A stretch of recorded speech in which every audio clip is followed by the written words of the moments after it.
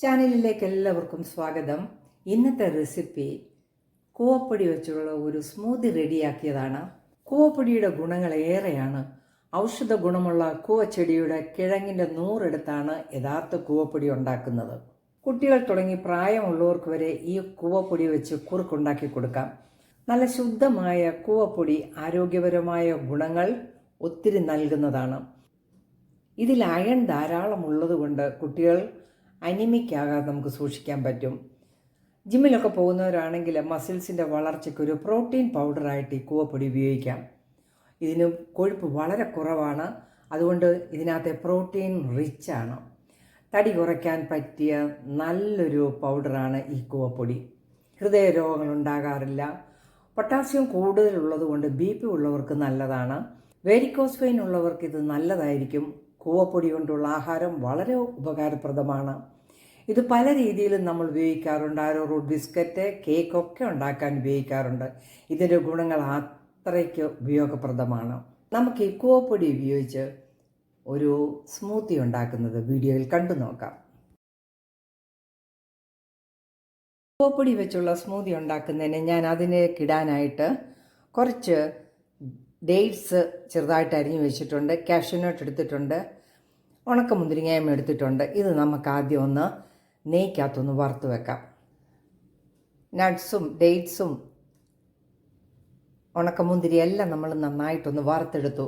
Dates നെയ്ക്കകത്ത് വറുത്തെടുത്താൽ നല്ല രുചിയാണ്. നമുക്കിതൊന്ന് മാറ്റി വെക്കാം. നമുക്കിനി ഈ കൂവപ്പൊടി ഒന്ന് വെള്ളമൊഴിച്ചൊന്ന് കുറുക്കിയെടുക്കാം. 2 ടേബിൾ സ്പൂൺ കൂവപ്പൊടി ഞാൻ ഈ പാത്രത്തിലേക്ക് ഇട്ടു. ഒരു 2 കപ്പ് വെള്ളമൊഴിച്ച് നല്ലതായിട്ടിതൊന്ന് കലക്കിയെടുക്കാം.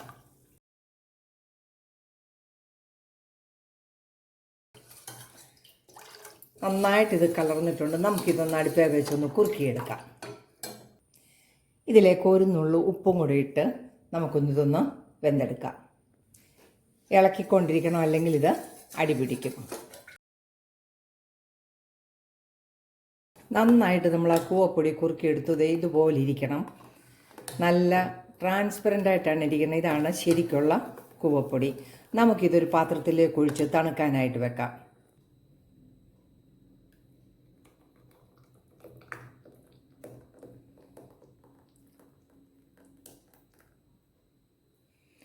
നല്ല പോലെ തണുത്ത് കഴിഞ്ഞിട്ട് നമുക്കിനി മിക്സിയിൽ അടിച്ചെടുക്കാനുള്ളതാണ്. നമ്മൾ ആ കൂവപ്പൊടി കുറുക്കി എടുത്ത് വെച്ചിരുന്നത് നന്നായിട്ട് തണുത്തിട്ടുണ്ട്. തണുത്തപ്പോൾ നല്ല കട്ടിയായിട്ട് വന്നിരിക്കുകയാണ്. നമുക്കിത് മിക്സിയുടെ ജാറിലേക്ക് ഇട്ട് കൊടുക്കാം.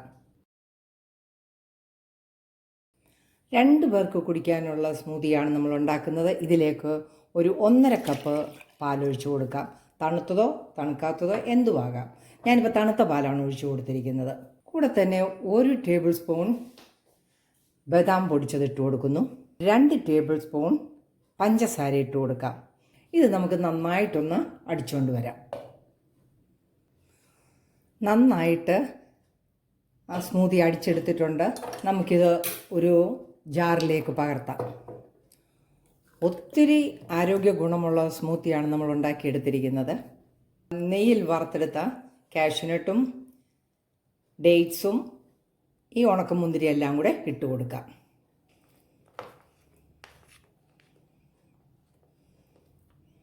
നന്നായിട്ടെല്ലാം കൂടി ഒന്ന് ഇളക്കി കൊടുക്കാം. ഇതെല്ലാം കൂടെ അടിക്കാതെ ഇങ്ങനെ ഇടുന്നതാണ് നല്ലത്. നമുക്കൊന്ന് കടിക്കാനും ഒക്കെ കിട്ടുമ്പോൾ നല്ല രുചിയായിരിക്കും. നമുക്കിത് ഗ്ലാസ്സിലേക്ക് പകർത്താം.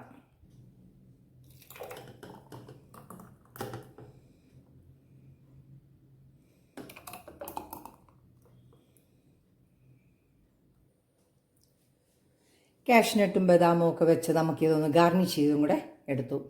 വളരെ ഗുണകരമായിട്ടുള്ള കൂവപ്പൊടിയുടെ സ്മൂത്തി റെഡിയായിരിക്കുകയാണ്. എൻ്റെ വീഡിയോ ഇഷ്ടമായാൽ ചാനൽ ലൈക്ക് ചെയ്ത് സപ്പോർട്ട് ചെയ്യാൻ മറക്കല്ലേ.